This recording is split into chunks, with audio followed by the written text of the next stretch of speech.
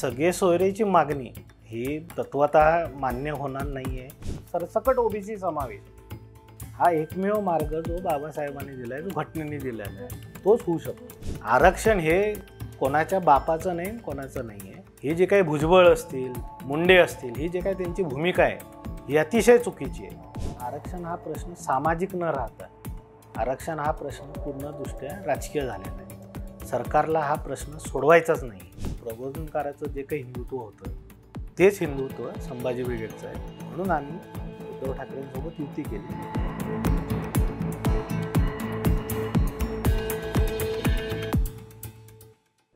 नमस्कार, द पॉलिटिक्समध्ये सगळ्यांचं स्वागत. नुकतीच संभाजी ब्रिगेडने एक पत्रकार परिषदेत घेतली.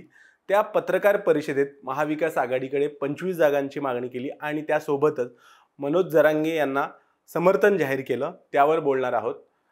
त्यासाठी माझ्यासोबत आहेत संभाजी ब्रिगेडचे प्रदेश महासचिव सौरभ खेडेकर सर. सर, स्वागत आहे आपलं. सर, सुरुवातीच्या काही काळामध्ये या आरक्षणाच्या मागणीला संभाजी ब्रिगेड आघाडीवर होती. पण मला प्रश्न असा पडलाय की जरांगेंकडे जेव्हा हे नेतृत्व गेलं आरक्षणाचं, तेव्हा संभाजी ब्रिगेड फारशी त्यात दिसली नाही. त्याचं काय कारण? मराठा सेवा संघाची स्थापना ही 1990 झाली आणि तेव्हापासून जे काही पाठपुरावा मराठा आरक्षणाचं तत्कालीन मराठा समाजाचे जे काही प्रश्न होते हे हाताळण्यासाठी मराठा आरक्षण हा एक मोठा विषय होता.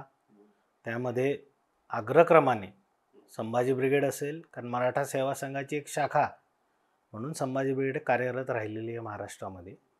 आणि मराठा समाजाचा सरसकट ओबीसीमध्ये समावेश ही मागणी आम्ही 1992 पासून महाराष्ट्रामध्ये लावून धरलेली आहे. त्याच्यासाठी अनेक आंदोलनं केलेली आहेत. ती आक्रमक पद्धतीने केलेली आहेत. त्यासाठी न्यायिक पुरावे जे काही असतील हे शासनापर्यंत पोचवण्याचं कामही हे सगळं संभाजी ब्रिगेडनी केलेलं आहे, मराठा सेवा संघाने केलेलं आहे. दरम्यानच्या काळामध्ये मराठा कुणबी असेल, कुणबी मराठा असेल, हे GR निघाले, परंतु पूर्ण न्याय आपल्या समाजाला मिळत नाही. आणि प्रामुख्याने मराठवाडा हा जो प्रदेश आहे हा स्वातंत्र्याउत्तरही 1 वर्ष ब्रिटिश किंवा निजामामध्ये असल्यामुळे त्यांचे दाखले नाहीत, आपल्याला ते पोचू शकत नाहीत. म्हणून त्यांचे प्रश्न हे अनुत्तरित राहिलेले आहेत आणि तिथला हा मूळ संघर्ष आहे. मी स्वतः विदर्भातला आहे, माझी बायको मराठवाड्यातली आहे, मी कुणबी आहे, माझी बायको जातीने मराठा आहे. पण आम्ही काय आंतरविवाह आमचा दर्जा आम्हाला सरकारने दिला पाहिजे, मग तोही देत नाही. म्हणून आम्ही एक आहोत, काही आमच्या नोंदी सापडत नाही. हा संघर्ष वारंवार आम्ही मांडत आलेलो आहे 30 वर्षामध्ये. आणि ठीक आहे, आज त्याला जरांगे पाटलांमुळे त्याला जे स्वरूप आलेलं आहे, निश्चितपणे जरांगे पाटलांसोबतही आम्ही अनेक आंदोलनं केलेले आहेत. जरांगे पाटील हे आमच्यासोबत अनेक आंदोलनामध्ये होते. आज त्या आंदोलनाला जे त्यांच्यामुळे स्वरूप आलेलं आहे त्याचं आम्ही स्वागत करतो. पण जी न्यायिक मागणी आमची आहे की सरसकट ओबीसी समावेश, ती त्यांनी धरून ठेवलेली आहे. म्हणून आम्ही एकत्रित पद्धतीने त्यांना आम्ही आमचा पाठिंबा आजही दिलेला आहे, आधी दिलेला आहे आणि त्यांच्यासोबत आम्ही आहोत. गेल्या 3-4 वर्षात संभाजी ब्रिगेड फार दिसली नाही मराठा आंदोलनामध्ये. त्याचं काही कारण आहे का? नाही, त्याचं काहीच कारण नाही. 100% संभाजी ब्रिगेड पूर्ण या सगळ्या आरक्षण आंदोलनामध्ये आहे. आपण जर बघितलं तर प्रत्येक आंदोलनामध्ये संभाजी ब्रिगेड आहे. थोडंसं ग्लोरिफिकेशन आज जरांगे पाटलांच्या निमित्ताने झालेलं आहे.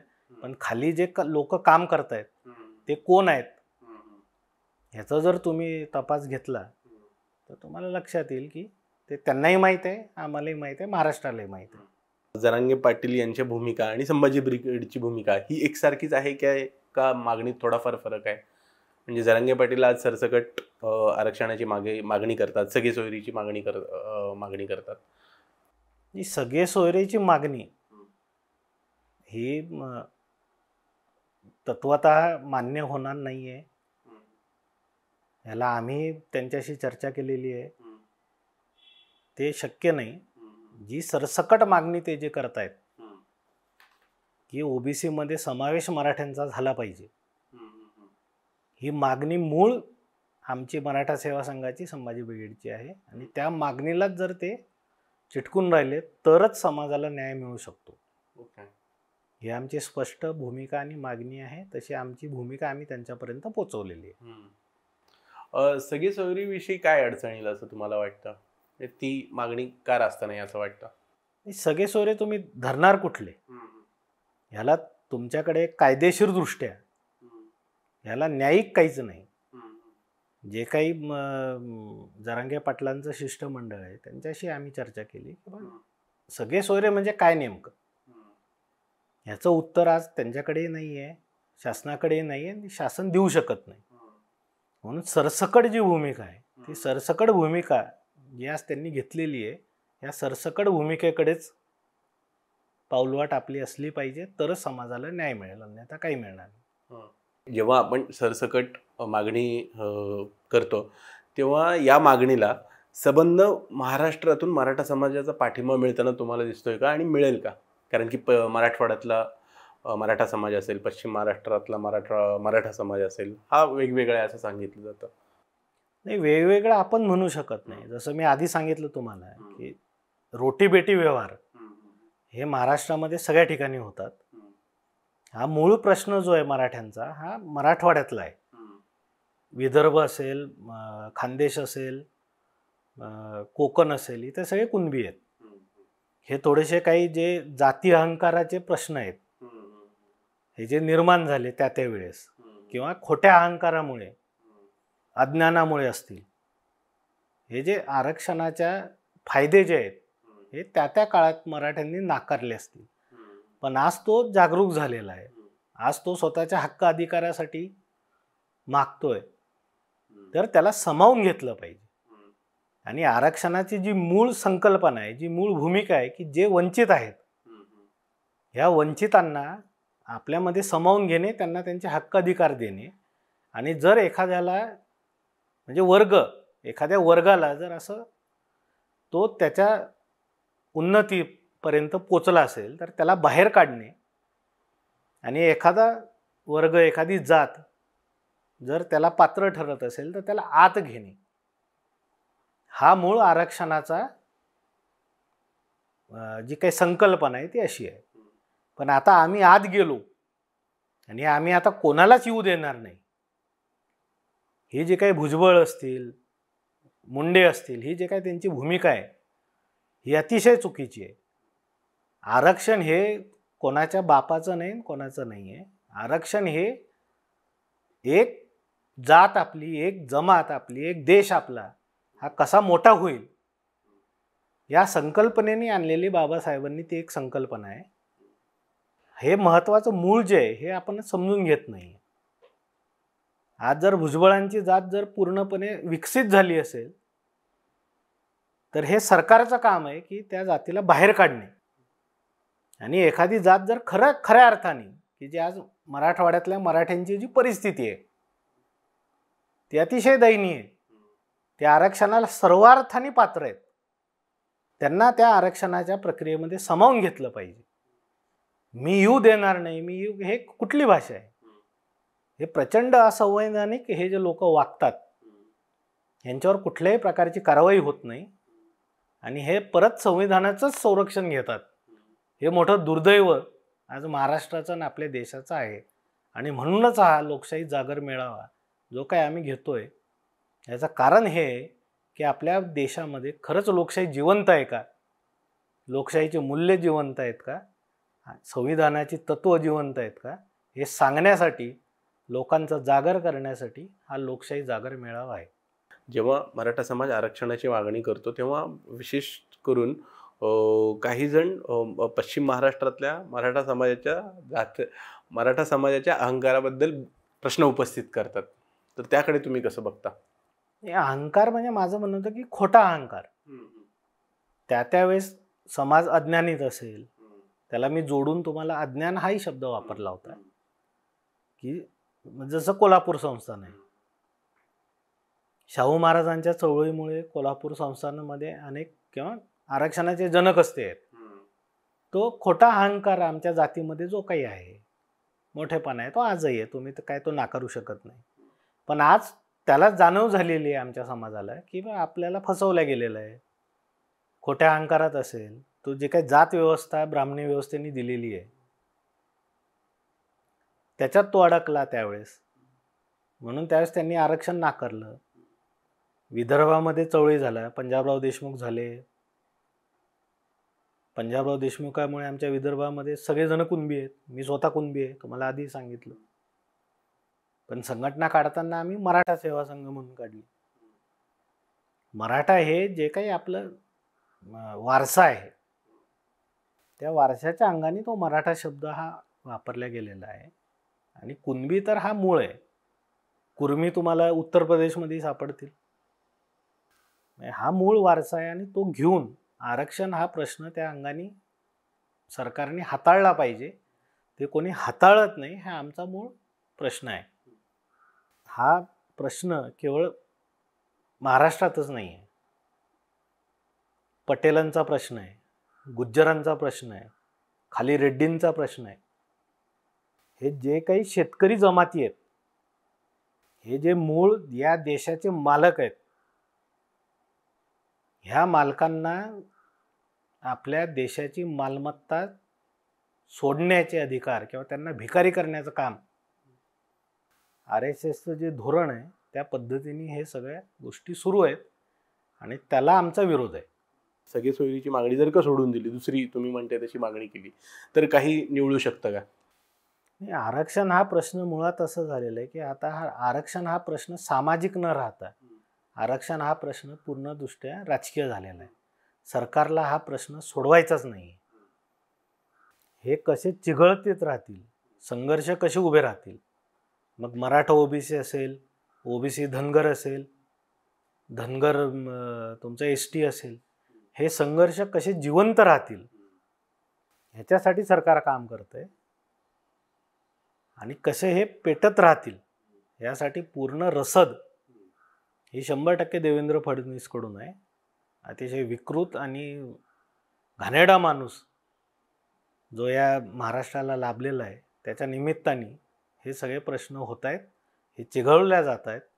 सरकारला कुठलेही प्रश्न सोडवायचे नाहीत असा आमचा थेट आरोप आहे. जे इतर राजकारणी आहेत, ओबीसी समाजातले राजकारणी असतील, त्यांनी सगळी सोयरीच्याकडे बोट दाखवलं. म्हणजे जरांगींची पण भूमिका, त्यांच्या भूमिकेवर प्रश्न उपस्थित केली की ही मागणी चुकीची आहे म्हणून.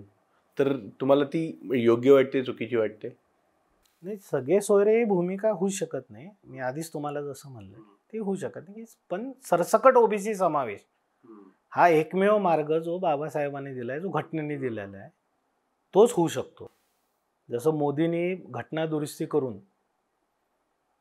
EWSचं आरक्षण टिकवलं, ह्याला एकमेव पर्याय आहे की तुम्ही जातगणना करा, कोणाला किती मिळतंय ह्याच्यात तुम्ही टक्केवारी ठरवा, त्याच्यासाठी घटना दुरुस्ती करवा आणि त्याच्यामध्ये ज्याचा ज्याचा समावेश होईल त्यांचा समावेश करा. आणि जे लाभार्थी जास्त झालेले असतील त्या लाभार्थ्यांना बाहेर काढा आणि जे खरंच डिझर्विंग आहे त्यांना तुम्ही आतमध्ये घ्या.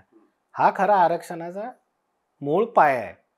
पण त्याला न स्वीकारता त्याला आज कोणीच हात लावायला तयार नाही. आणि तुम्ही जो मूळ प्रश्न विचारला आता की सगळे सोयरे तुम्ही ठरवणार कसं? बरोबर. कोणाचं ठरवायचं? म्हणजे आज मी स्वतःचं जसं उदाहरण दिलं की मी कुणबी आहे, माझी बायको मराठा आहे, मग फायदा कोणाला मिळणार?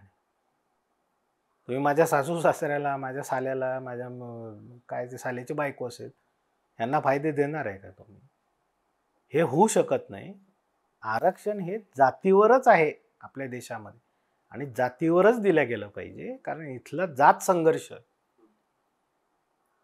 हा मोठा आहे. जात संघर्षाचं ते आरक्षण आलेलं आहे. जगात काय चाललंय आणि मग इकडं रशियात काय चाललंय आणि तिकडं काय चाललंय ह्या गोष्टी उपयोगाचा नाही. बाबासाहेबाला काय अक्कल नव्हती अशातलं थोडी भाग आहे. हे काय त्यांना कळत नव्हतं का? इथल्या जात समूह ज्या पद्धतीने नाकारल्या गेलेले आहेत, माणूस म्हणून तुम्हाला जगण्याचे अधिकार नाकारल्या गेलेले आहेत, ही पद्धत होती. म्हणून त्यांनी आरक्षण आणलं की जे लोक गाव कुसाबाहेर राहतात, ज्यांना कुठलेच अधिकार नाहीत, त्यांना मूळ व्यवस्थेमध्ये आपल्याला कसं आणता येईल ह्याच्यासाठी हे आरक्षण आलेलं. आणि जरांगे पाटलांचं मी वारंवार आवाहन केलेलं आहे की ओबीसी आरक्षण हे एकमेव टिकणारं आणि संविधानिक मागणी जी मराठा समाजाला न्याय देऊ शकते ही एवढीच आहे, आणि ती त्यांनी आज स्वीकारलेली आहे. त्यांचं नेहमी मनापासून आम्ही स्वागत करतो. असं थोडंसं राजकारणावर बोलू. संभाजी ब्रिगेडने परवा महाविकास आघाडीकडे 25 जागांची मागणी केली. ती तुम्हाला मिळतील असं वाटतंय? कारण की शिवसेना पुन्हा लोकसभेच्या निवडणुकीनंतर बार्गेनिंग पॉवर कमी झाली अशी सांगितलं जात आहे. नाही, असं मला काय वाटत नाही. आमची जी काही युती आहे ती उद्धव बाळासाहेब ठाकरे यांच्यासोबत आहे, आणि जे काही महाराष्ट्रातलं किंवा देशातलं वातावरण आहे आणि पोस्ट लोकसभा ज्याला आपण म्हणतो की लोकसभेत महाराष्ट्राने जो काही धडा शिकवलेला आहे भाजपला, हीच टेंडेन्सी पुढे चालणार आहे. आणि आम्ही ज्या ताकदीने उद्धव बाळासाहेब ठाकरे यांच्यासोबत उभे राहिलो त्याच ताकदीने आम्ही त्यांच्यासोबत उभे राहू. जागा ठीक आहे 25 आम्ही मागितल्यात, कमी जास्त होतील, पण ही जी काही युती आहे ही एक वैचारिक अंगाने आम्ही त्यांच्याशी केलेली आहे. कारण 30 वर्षाची जी काही आम्ही पेरणी महाराष्ट्रामध्ये करत आलेलो आहे ती भूमिका जेव्हा त्यांनी स्वीकारली की माझं हिंदुत्व कोणतं आहे, तर माझं हिंदुत्व हे भटा बामणांचं नाही आहे, माझं हिंदुत्व हे प्रबोधनकाराचं आहे. आणि प्रबोधनकाराचं जे काही हिंदुत्व होतं तेच हिंदुत्व संभाजी ब्रिगेडचं आहे. म्हणून त्या वैचारिक पातळीवर या देशातील लोकशाही टिकवण्यासाठी, संविधानाचे मूल्य टिकवण्यासाठी म्हणून आम्ही उद्धव ठाकरेंसोबत युती केली. ती त्यावेळेसही बिनशर्तच होती, आजही बिनशर्त आहे.